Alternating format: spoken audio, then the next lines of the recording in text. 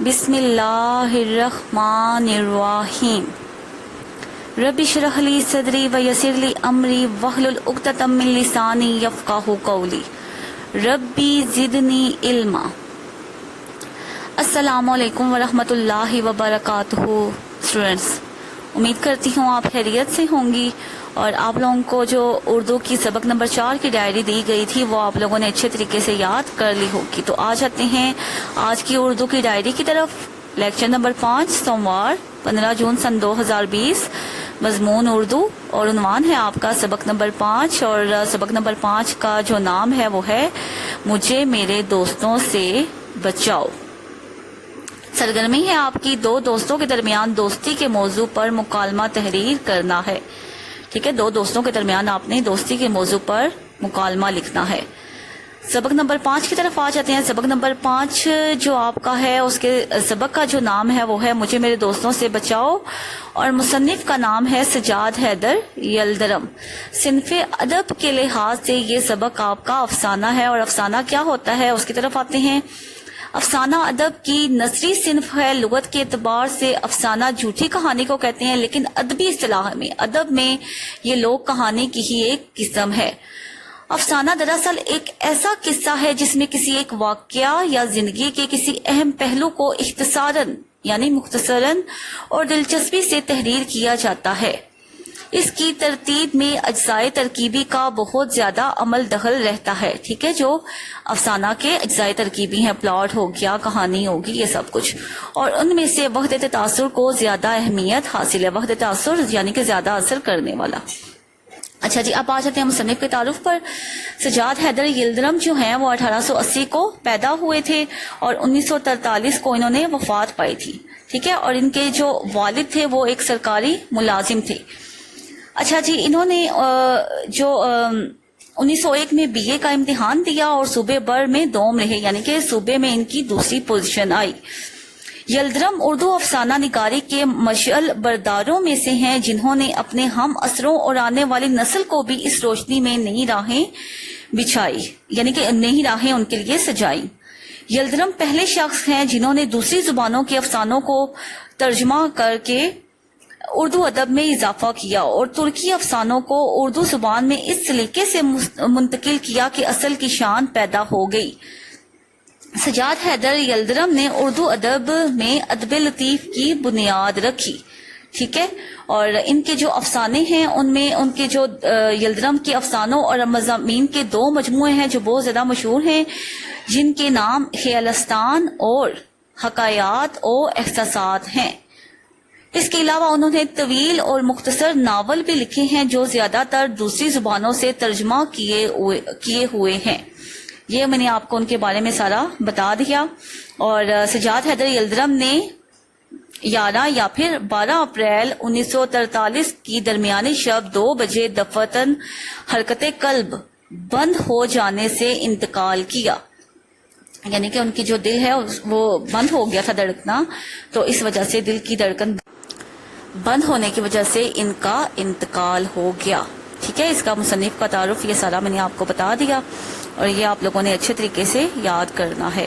تو اس میں سے آپ نے جو ان کی مصنف کے تعارف میں سے بک میں سے آپ کوشچن بنا کر بھی کر سکتے ہیں۔ اب آ جاتے ہیں مقاصد تدریس پر۔ ٹھیک ہے، اس کے تدریسی مقاصد جو ہیں معاشرے میں مختلف افراد کے غلط رویوں کی نشاندہی کرنا، کہ کچھ لوگ بظاہر تو آپ لوگوں کے دوست ہوتے ہیں لیکن ان کے جو رویے ہوتے ہیں وہ بہت غلط ہوتے ہیں۔ دوستی کے مثبت اور منفی پہلوؤں کو اجاگر کرنا۔ وقت دولت ہے، اس کی قدر و قیمت سے واقفیت دلانا۔ یلدرم کے زبان و بیان سے متعارف کروانا، وہ میں نے آپ کو بتا دیا کہ انہوں نے جو بہت زیادہ ترکی جو افسانے ہیں ان کا اردو میں ترجمہ کیا۔ یہ اور طلبہ کو جملہ اسمیہ اور جملہ فعلیہ کی ترکیب نحوی کے بارے میں بتانا۔ ٹھیک ہے، جملہ اسمیہ جس میں مسند اور مسند علیہ دونوں اسم ہو اور جملہ اسمیہ کہلاتا ہے، اور جملہ فعلیہ جس میں مسند علیہ تو اسم ہو لیکن مسند فعل ہو اس کو جملہ فعلیہ کہتے ہیں۔ یہ آپ لوگوں کو میں نے 9th کلاس میں بھی کروائی تھی۔ ٹھیک ہے، یہ ابھی بھی اس کا دوبارہ سے اس سبق میں جو ہے وہ ذکر کیا گیا ہے۔ اچھا جی اسٹوڈینٹس، اب آ جاتے ہیں اس سبق کے خلاصے کی طرف۔ میں نے اہم نکات ان کے لکھے ہوئے ہیں، انہی کو ہی میں بیان کر کے آپ کو اس سبق کا خلاصہ بتاؤں گی۔ کیا ہوتا ہے کہ ایک دن جو مصنف ہوتا ہے وہ دلی کے چاندنی چوک سے گزر رہا ہوتا ہے کہ اچانک اس کی جو نظر ہے وہ ایک فقیر پر پڑتی ہے. تو جو فقیر ہے وہ یہ صدا لگا رہا ہوتا ہے کہ میں آفت کا مارا 7 بچوں کا باپ ہوں اور میں اپنے ملک، میں غریب الوطن ہوں، میں اپنے وطن واپس جانا چاہتا ہوں، میرا یہاں کوئی بھی نہیں ہے، اے لوگوں میری مدد کرو، میرا کوئی بھی دوست نہیں ہے. جب مصنف اس فقیر کی جو صدا ہے وہ سنتے ہیں تو اس کو اپنے سے بہت، جب اس کا موازنہ خود کے ساتھ کرتے ہیں تو فقیر کو بہت سی باتوں میں خود سے بہتر پاتے ہیں. مصنف کہتے ہیں کہ فقیر کا کوئی دوست نہیں ہے، اس پر فقیر کو مبارکباد دینی چاہیے کہ اس کا کوئی بھی دوست نہیں ہے. اور جب وہ مصنف اس کی جب موازنہ خود سے کرتے ہیں تو مصنف کہتے ہیں کہ اس میں اور مجھ میں کیا ہے کہ اس کے جو کپڑے ہیں وہ پھٹے پرانے ہیں اور میرے جو ان سے ہیں وہ کپڑے ٹھیک ہیں، اور میں تعلیم یافتہ ہوں، وہ جاہل ہے، اور بہت سی جگہوں پر اس کی حالت مجھ سے اچھی ہے، اس کی صحت قابل رشک ہے، اور میں دن رات فکر میں گزارتا ہوں. میں اس نتیجے پر پہنچا ہوں کہ جسے وہ مصیبت کہتا ہے وہی اس کے لیے بہت بڑی نعمت ہے. مصنف کہتا ہے کہ اس بات پر اسے مبارک دینی چاہیے. اچھا جی، پھر جو مصنف ہے وہ اپنے دوستوں کے ایک ایک کر کے اپنے دوستوں کا ذکر کرتا ہے. وہ اب میں وہ آپ کو بتانے لگی ہوں کہ جو ان کے دوست ہیں وہ ان کو بہت زیادہ تنگ کرتے تھے. دن دہاڑے اپنا روپیہ لے جو ہے وہ دن دہاڑے کبھی ان سے انہیں تنگ کرنے کے لیے آ جاتے، کبھی ان سے قرض مانگنا شروع کر دیتے. تو اس طرح کے جو مصنف کے جو خیر خواہ دوست، یعنی کہ جو انہیں مصنف سمجھتے تھے میرے خیر طلب ہیں، مگر وہی ان کو جو ہے وہ نقصان پہنچاتے تھے. اچھا جی، مصنف کے اب دوستوں کے بارے میں آپ کو بتا رہی ہوں کہ مصنف کہتے ہیں کہ میرے بڑبڑیا دوست احمد مرزا ہیں جو 2 منٹ بھی نچلا نہیں بیٹھ سکتے. ان کا آنا آندھی یا زلزلہ سے کم نہیں ہوتا. وہ دروازہ نہیں کھٹکھٹاتے بلکہ اسی طرح ہی اندر آ جاتے ہیں. اچھا جی، مصنف کہتے ہیں کہ جب یہ آتے ہیں تو میری خیریت دریافت کرتے ہیں اور آتے ہی اتنے زور سے مصافحہ کرتے ہیں کہ انگلیاں درد کرنے لگتی ہیں. اس کے بعد مصنف اپنے دوسرے دوست محمد تحسین کے بارے میں بتاتے ہیں کہ جب بھی وہ آتے ہیں تو اپنے بچوں کی بیماری کے علاوہ انہیں کچھ بھی نہیں سوچتا. جب بھی آتے ہیں، آج کہتے ہیں کہ آج میرا بچہ بیمار ہے، جو چھوٹی بیٹی ہے اس کو کھانسی ہے. سیاست کی بات کریں تو کہتے ہیں کہ گھر بر بیمار پڑا ہو تو اخبار پڑھنے کی فرصت کہاں. کسی جلسہ میں جائیں تو بچوں کو ہمراہ لے جاتے ہیں اور بار بار ان کی نبض دیکھتے اور طبیعت کا حال پوچھتے ہیں. اس کے بعد ایک اور دوست کے بارے میں بتاتے ہیں کہ ان کا نام محمد شاکر ہاں، جو مقدمہ باز دوست ہیں. وہ ہمیشہ ریاست کے جھگڑوں، فریق مخالف کی برائی اور مقدمہ جیتنے کی صورت میں جج کی تعریف کرنے کے علاوہ انہیں کچھ بھی نہیں سوچتا. ایک دفعہ یعنی کہ یہ جو مصنف کے دوست ہیں وہ سلیم پور کے رہنے والے ہیں. تو ایک دفعہ مصنف کو اصرار کرنے لگے کہ آپ بھی میرے ساتھ سلیم پور آئیں، یہاں شہر کے ہنگاموں میں آپ سے کچھ بھی نہیں لکھنے ہوتا تو آپ میرے ساتھ آئیں. تو مصنف کے جو ہے دوست کے بار بار اصرار کرنے پر مصنف ان کے ساتھ چلے جاتے ہیں. اور جو کمرہ انہوں نے مصنف کے لیے محسوس کیا گیا ہوتا ہے وہ بہت زیادہ کشادہ، حسین اور دل فریب ہوتا ہے. صبح کو ناشتے کے بعد کمرے میں جانے کے لیے اٹھتے ہی ہیں تو شاکر صاحب نے کہا کہ آج ہی لکھنا شروع نہ کر دیجئے گا، بلکہ ہم تھوڑی سی تفریح کریں گے، اس کے بعد مچھلی کا شکار کریں گے اور پھر ایک میرا دوست ہے اس کے گھر جائیں گے اور پھر آپ ایسا کیجئے گا کہ آپ لکھنا شروع کر دیجئے گا.